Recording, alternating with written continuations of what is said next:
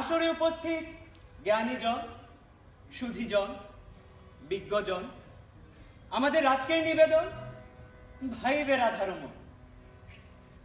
আরে শোনেন শোনেন সুধীজন, শোনেন দিয়াম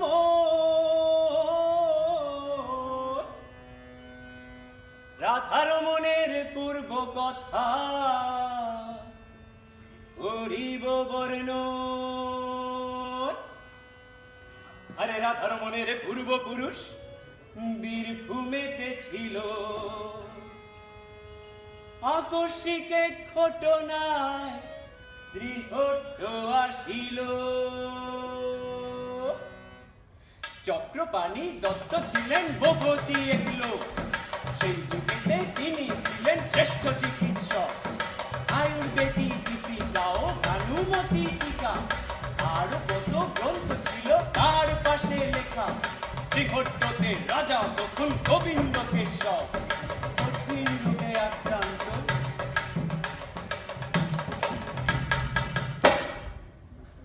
নিচ্ছে প্রাণের ভয়।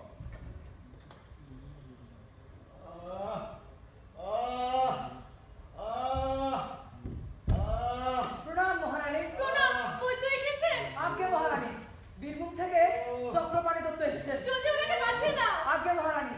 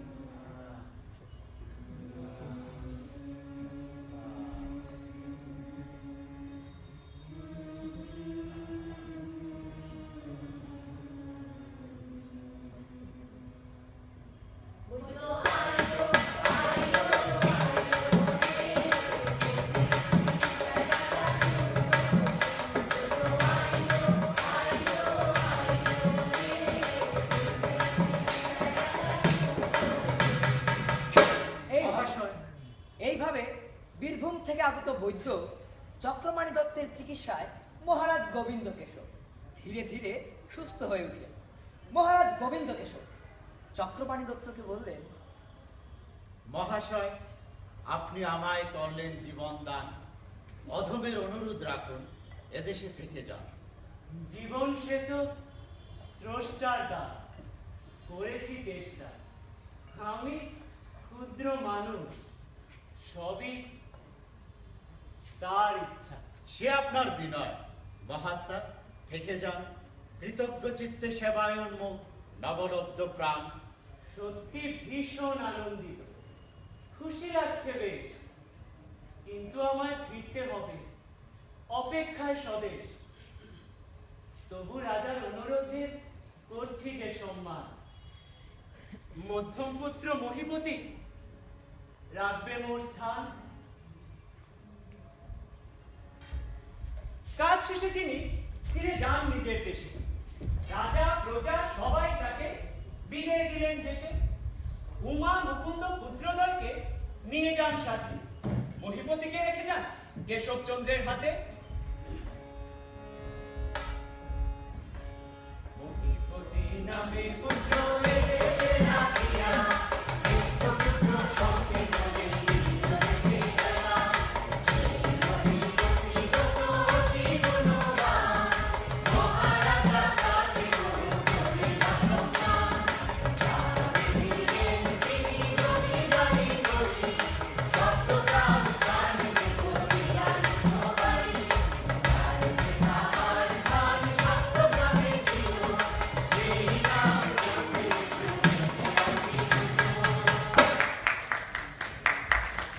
মহিপতির বংশধর পরবর্তীকালে শ্রীহট্টের নানা জায়গায় ছড়ায় নানা হালে। প্রভাকর দত্ত মন্ত্রী হয়ে হিতুকেশবপুরে সম্মানিত হয়ে উঠলেন রাজ্যটুকু জুড়ে। পুত্র শম্ভুদাস হইল বিজয় সিংহের দেওয়া। তার পুত্রের প্রপুত্র অচ্যুতানন্দ মহান। তার প্রপুত্র রাধামাধব সাহিত্যে নিবেদিত। গীত গোবিন্দ তার দক্ষ হাতে অনুদিত। এই হইল বংশধারার পূর্বপুরুষগণ। রাধামাধবের পুত্র হয়ে জন্মে রাধারমণ। জ্ঞান ও তত্ত্ব জিজ্ঞাসার প্রতি তার আকর্ষণ ছিল পিতার মতোই তীব্র। সেকালে গ্রামাঞ্চলে শিক্ষার ব্যবস্থা তেমন শক্ত ছিল না। যদিও অভিজাত পরিবারে পিতামাতার নিকট এবং বাড়িতে ব্রাহ্মণ শিক্ষক রেখে শিক্ষার ব্যবস্থা চলত। জ্ঞান চর্চায় আগ্রহী পিতা রাধা মাধব পুত্রের পুঁথিগত বিদ্যার ব্যবস্থা করেন। গগন হয়েছে পূর্ণ, নীল মেঘমালে, অরণ্য শ্যামল বর্ণ, শ্যামল কমালে। তৃষা ও প্রসারে হেয়, সতীমের কুঞ্জে। হে ভীরু, শ্যামেরে তুমি রহগণি কুঞ্জে। দুনিয়া শক্তির সেই সুখের আদেশ, চলেননি কুঞ্জে রায় লইয়া প্রাণেশ। পথেকে বিবিধ কেলি করেন দুজনে, কলিঙ্গ নন্দিনী তীরে আনন্দ বিজনে। হোক ভক্ত চিত্তে সুখের সঞ্চার, জয় জয় রাধাকৃষ্ণ নিকুঞ্জ বিহার। জয় জয় রাধাকৃষ্ণ নিকুঞ্জ বিহার। বাবা বাবা কি পাঠ করছো তুমি? শাস্ত্র পড়ছি রে বাবা। তুই এতক্ষণ কোথায় ছিলি? আমি তো খেলতে গিয়েছিলাম, হঠাৎ শুনলাম তুমি কি পাঠ করছো, তাই দেখতে এলাম। আমিও তোমার সাথে শাস্ত্র পাঠ করতে চাই বাবা। ঠিক আছে, বসো। অরণ্য শ্যামল বর্ণ, শ্যামল তমালে। অরণ্য শ্যামল বর্ণ, শ্যামল তমালে। গগন হয়েছে পূর্ণ, নীল মেঘমালে। পিতার ন্যায় কোষে পুঁথিগত বিদ্যা অর্জন করতে না পারলেও তরুণ বয়সে রাধারমণ ছিলেন তত্ত্ব জিজ্ঞাসু। চিন্তা ভাবনা করতেন। শৈশবে তিনি পিতৃহারা হন। পিতার মুখশ্রী তার আচ্ছা মনে পড়ে। তবে পিতার গুণাবলী রাধারমণের মধ্যে ঠিকই স্থান পায়। জীবন, জগৎ ও ঈশ্বর লাভের উপায় সম্পর্কে তিনি জানতে চাইতেন। পিতার অকাল প্রয়াণ তাকে আরো অন্তর্মুখী করে তোলে। তবে উত্তরাধিকার সূত্রে প্রাপ্ত মুগ্ধতা, বিশ্বাস, তত্ত্বজ্ঞান, উৎসব, লীলা প্রকৃতি, দর্শন রাধারমণের মনকে চঞ্চল করে তোলে। ছোটবেলা থেকে সঙ্গীতের আবহ তাকে আকর্ষণ করত। গ্রামের নিস্তরঙ্গ শান্ত জীবন, হাওড়ের ঢেউর ওঠানামা, উজান ভাটিতে চলা নৌকার মাঝে সাহসিকতা, পূজা পার্বণ জমিদারি।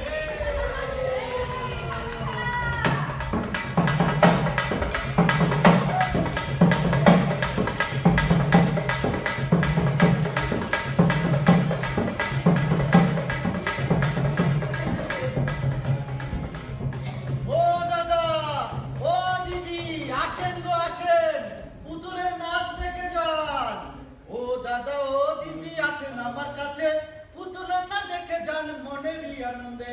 ও দাদা ও দিদি আসেন আমার কাছে, পুতুল না দেখে যান মনেরই আনন্দে।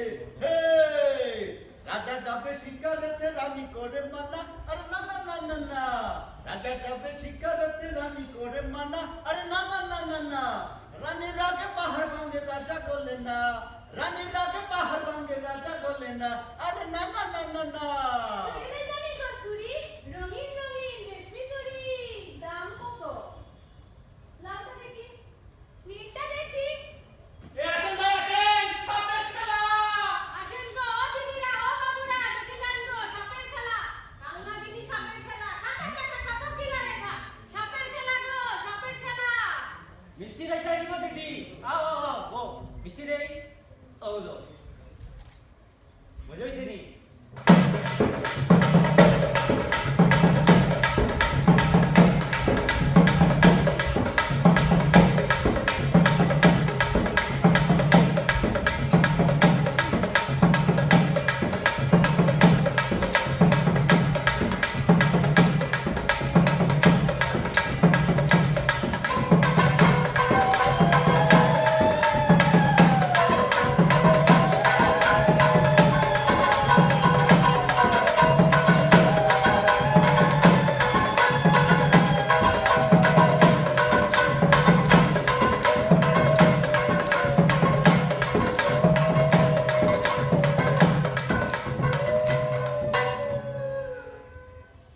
এই পূজা পার্বণ গ্রাম মেলার উৎসবের আমেজ তাকে অভিভূত করে।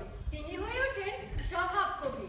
এদিকে সময় তো আর বসেনি। শৈশব কৈশোর পার হয়ে রাধার মন যৌবনে পদার্পণ করে। প্রকৃতির নিয়মে তার মনে যৌবন চিন্তা দোলা দেয়। তার উপলব্ধি হয়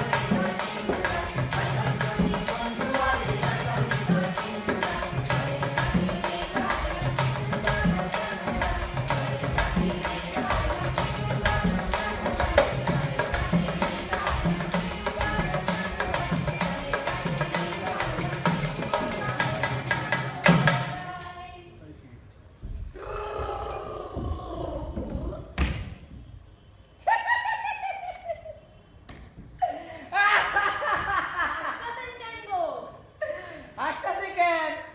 আমার মনে রং লাগছে, কিসের রঙ্গ? যৌবনের রং।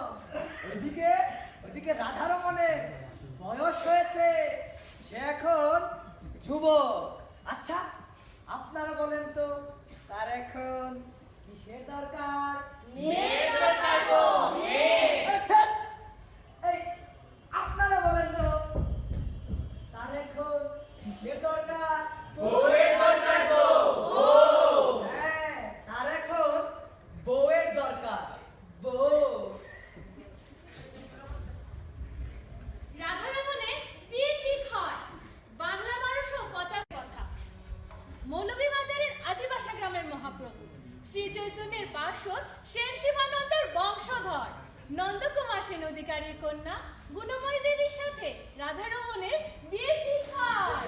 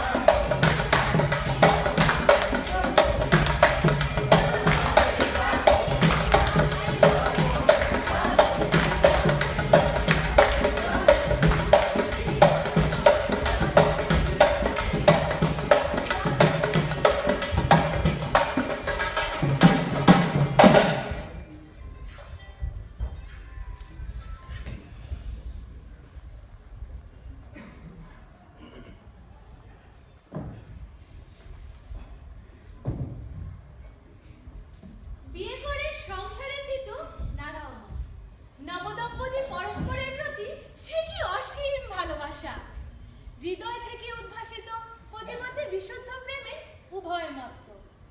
ভালোবাসার আবেশটুকু দৃঢ়তার ঠাসা। ওগো বধূ, শুনে যাও, এসো মোর কাছে, কথা আছে। লাগে ভয়, রাগ করো পাছে। হায় হায়, বলে কি? পতি তুমি মোর, লোকে না শোনে বলে কলিকার ঘর।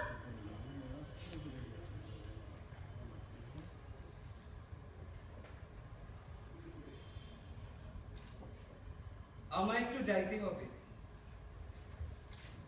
ভালো থেকো তুমি। ভালোবাসা থাকলো হেথা, কপালে দেই চুমি।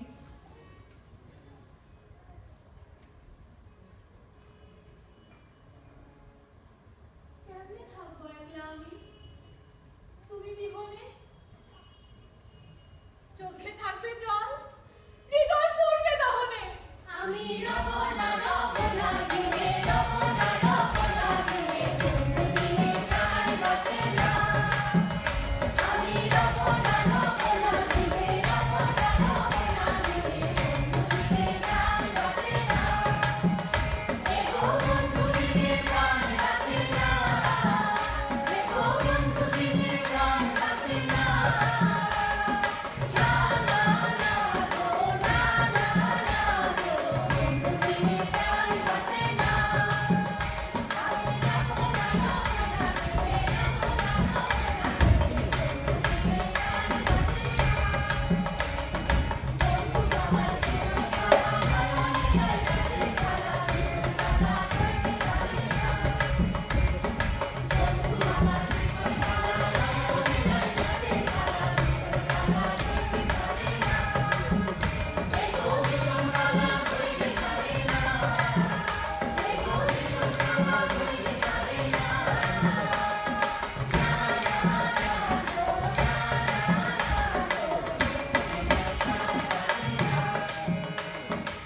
এই জগতে সবসময় শান্তি সবার মেটে, ক্ষণকালের বিষয় দেখো যাবে দ্রুত কেটে।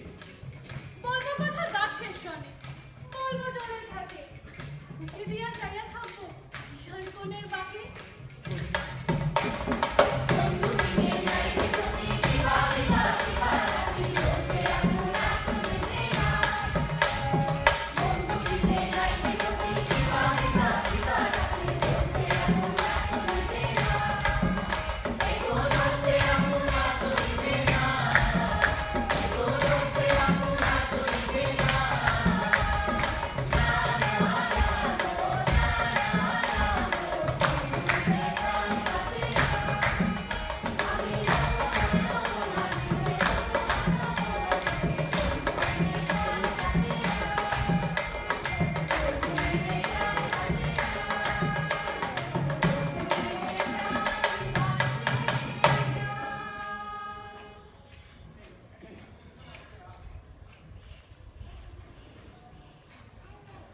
ঘরে তুমি যাও ফিরে, আমি গেলাম বাইরে।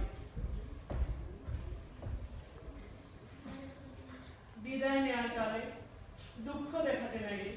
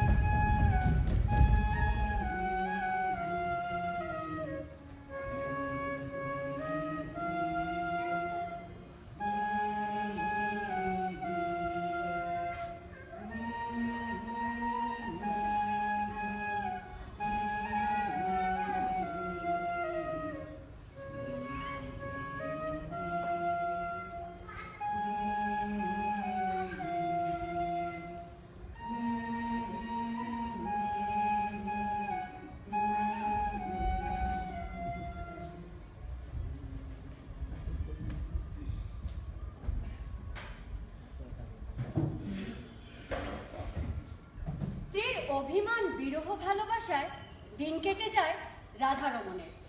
তত্ত্ব জিজ্ঞাসু রাধারমণ ঈশ্বর লাভের উপায় জানতে বিভিন্ন সাধকের উপদেশ পালন করেছেন। শাক্ত, শৈব, বৈষ্ণব, সহজিয়া সহ বিভিন্ন মতবাদ অধ্যয়ন করলেও পথ খুঁজে পান না। অপূর্ণ থেকে যায় দত্তের প্রশ্নের উত্তর। ওদিকে স্ত্রীর কোলজোড়ে আসে সন্তান। একে একে 4 সন্তানের পিতা হন তিনি। 4 পুত্র, রাসবিহারী, বিপিন বিহারী, রসিক বিহারী ও নদিয়া বিহারী দত্ত। বাড়ির উঠোনে সন্তানেরা খেলা করে। 4 পুত্রের হইচই বিতরণ সারা বাড়ি মাতিয়ে রাখে। স্ত্রী গুণময়ী পরম মমতায় বাল্য কাটে পুত্রগণের।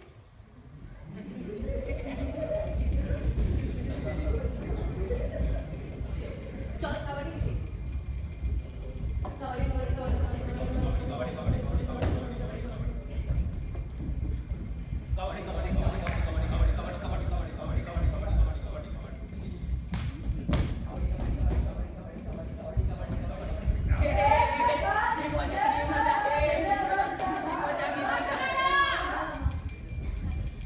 বাবা শোনা, কই যাও? এখানে এসে তুমি দুধ ভাত খাও। আসবো না। খাবো না। পারবো না। ধরো তুমি আমাকে, এই দেখছুন, যদি পারো ধরতে খাবো এক মুঠ। বাবা শোনা, এসো আমার কাছে। মন্ডা পিঠাই সন্দেশ ঘুরে ঘুরে আছে। বাবা শোনা। সপ্তগ্রাম অঞ্চলের বিশাল সম্পত্তি দত্ত পরিবারের। তবে রাধারমণের এসব নিয়ে কোনো উৎসাহ নেই। তিনি ছিলেন সহজ সরল মাটির মানুষ। অভিজাত কুলীন পরিবারের সদস্য হয়েও সব শ্রেণীর মানুষের সাথে তিনি সহজভাবে মিশতেন। রাধারমণের বাড়িতে সব শ্রেণীর মানুষের যাতায়াত ছিল। তিনি সবার সাথে একই আসনে বসতেন। মানুষে ভেদাভেদ তিনি পছন্দ করতেন না। নমস্কার ঠাকুর, আসেন কে? শরীর কালি আলা, মনটা খারাপ, কন্যাটা মোর শ্বশুর বাড়ি গেলাম। আলায় আসি যাহা হইছে, এটাই ভবের রীতি। সুস্থির হও কন্যার লাগি, করুণা কান্না কাটি। ঠাকুর আমার জাতি কন্যা বিনা বিবার চাই, অত দরিদ্র পিতার কষ্ট বুঝার যে কেউ নাই।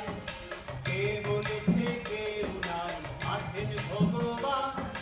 ভবের দুঃখে মূর্খতায় করুণায় অভিমান। ঠাকুর আমার গাছের ফল হয়েছে সুমিষ্ট, পোকার আবহাওয়ায় করতে পারেনি অনিষ্ট। ঠাকুর আমার প্রথম পুত্রের নাম রাখবার চাই। সুন্দর শুভ কল্যাণকর নাম কোথায় পাই? কিন্তু সাধারণ মানুষের সাথে নৈকট্য তার নিকটাত্মীয়রাই ভালো চোখে দেখেনি। কুলীন পরিবারের ছেলে কেন অন্তজের সাথে মিশবে? রাধারমণ তাদের চক্ষুশূলে পরিণত হন। তাদের মতে রাধারমণ সম্পূর্ণ সুস্থ নন। তারা তাকে উন্মাদ করে।